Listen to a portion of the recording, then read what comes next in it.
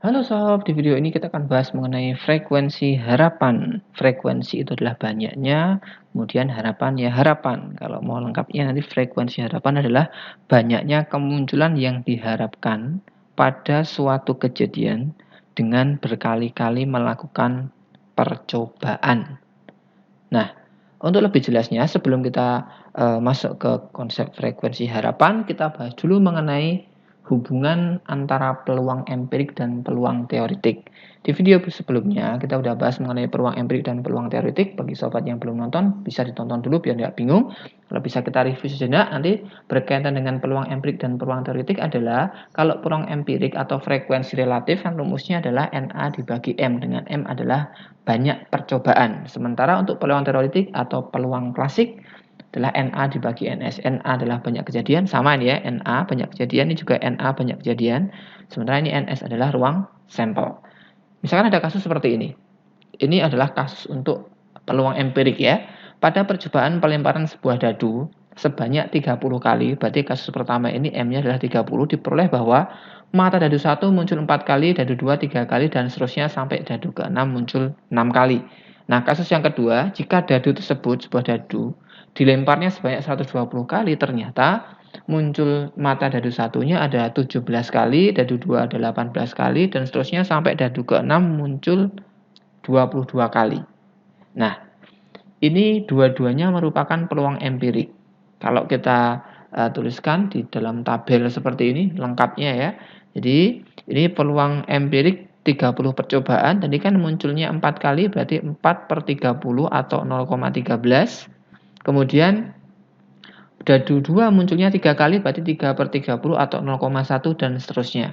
Kemudian ketika percobaan dilakukan sebanyak 120 kali, muncul mata dadu 1 sebanyak 17 kali berarti 17 per 120 atau 0,14. Kemudian kalau untuk mata dadu 2 berarti munculnya adalah 18 kali berarti 18 per 120 atau 0,15.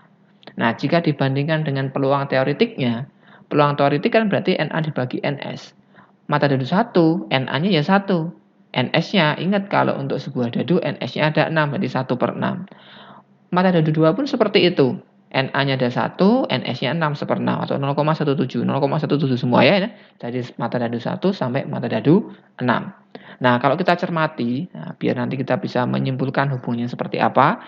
Ketika percobaan dilakukan sebanyak 30 kali, atau 30 pelemparan atau 30 percobaan, peluangnya untuk mata dadu 1 adalah 0,13. Ini peluang empiriknya. Ketika dilakukan sebanyak 120 kali, peluangnya jadi 0,14. Yang mata dadu 2 juga seperti itu. Awalnya 0,1 jadi 0,15. Yang mata dadu 3 awalnya 0,13 jadi 0,15.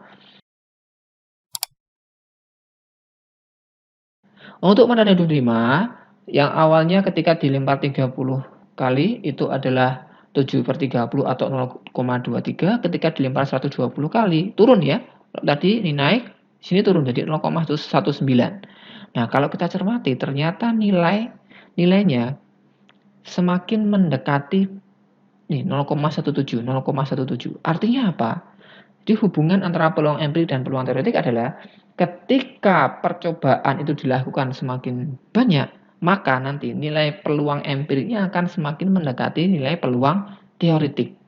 Jadi hubungan antara peluang empirik dan peluang teoretik adalah semakin banyak percobaan yang dilakukan, maka nilai frekuensi relatif atau peluang empiriknya akan semakin mendekati nilai peluang teoretik. Nah, berapakah nilai kejadian atau berapakah NA-nya di peluang empirik, yang nilai tersebut akan sama dengan nilai peluang teoretik, itulah yang dimaksud sebagai frekuensi harapan.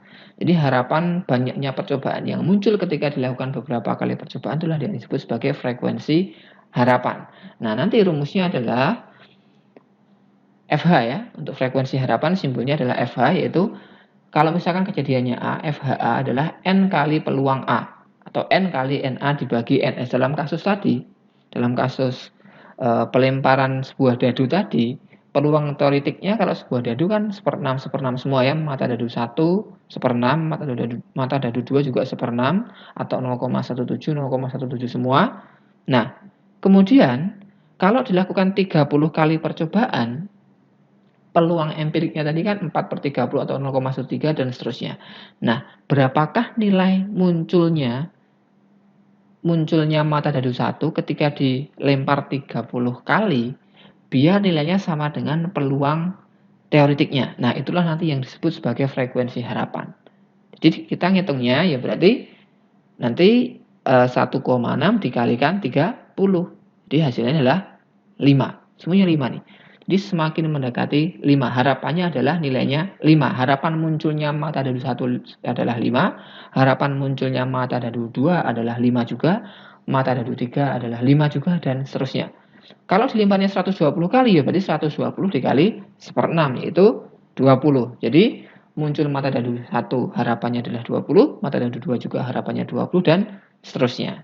Seperti itu bisa dipahami ya. Contoh lainnya gini, contoh lain. Misalkan nih 3 koin. 3 koin uang logam dilempar undi bersama-sama sebanyak 40 kali. Jadi di sini adalah N-nya. N-nya adalah 40. Frekuensi harapan muncul ketiganya adalah gambar. Jadi dari 3 uang tadi lemparnya bersama-sama, ketiga-tiganya muncul gambar. Kalau kita ingat kembali, NS-nya untuk 3 keping uang logam itu kan 8. Kalau dirinci kan seperti ini. Ini kalau 1 koin cuma ada angka sama gambar. Kalau 2 koin ada 4 ya, angka-angka, angka gambar, gambar angka, gambar-gambar. Kalau 3 koin angka-angka, angka gambar dan seterusnya. Pokoknya ini ada 8. Nih NS-nya kalau untuk 1 koin berarti adalah 2. Kalau 2 koin NS-nya ada 4. Kalau 3 koin NS-nya ada 8. Ini 2 pangkat 3, ini 2 pangkat 2, ini 2 pangkat 1. Kan gitu. Nah, kita misalkan 3G. Ini maksudnya 3 gambar. Kejadian muncul 3 gambar. Kalau kita cermati di sini, muncul 3 gambar cuma ada 1 kali di sini tok. Sehingga bisa kita tuliskan N3G itu sama dengan 1. Nah, berarti peluang 3G itu sama dengan N3G dibagi dengan NS. N3G-nya adalah 1, NS-nya adalah 8. Berarti 1/8. Sehingga frekuensi harapan dari kejadian munculnya 3 gambar atau 3G, N kali peluang 3G. N-nya adalah 40 dikalikan 3G-nya berapa? Peluang 3G-nya 1/8. Berarti 40 kali 1/8 yaitu 5. Jadi frekuensi harapan munculnya 3 gambar dalam pelemparan 40 kali 3 keping uang logam berarti ada sebanyak 5. Seperti itu. Bisa dipahami ya sob? Oke, nanti kita lanjut ke video berikutnya.